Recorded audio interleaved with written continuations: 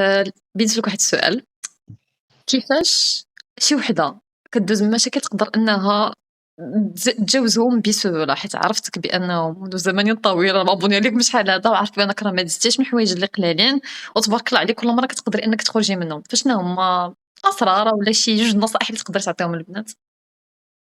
السلام عليكم بعدا. أول حاجة اللي هي اليقين بالله سبحانه وتعالى. فين ما كتدوزي من شي حاجة، عرفتي ديك ملي كتكوني متأكد اليقين هو أنك تأكدي أن ربي معاك، الله معاك، كاين الله، حيت هذيك الكلمة ديال كاين الله آه. كاين اللي تيقولها غير هكا كاين الله وصافي.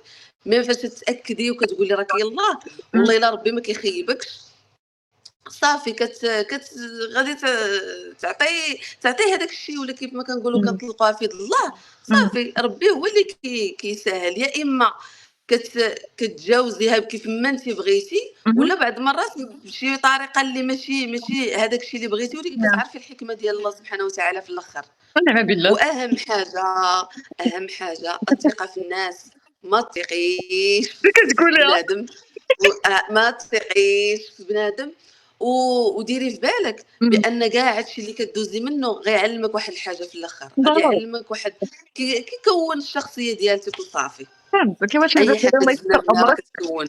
والله يستر أمرك يا امين يا رب، ربي، والله بارك يستر الله الله يكفو فيك. كاع المشاكل الله اللي في يسر لينا حياتك. كاملين. اللهم آمين.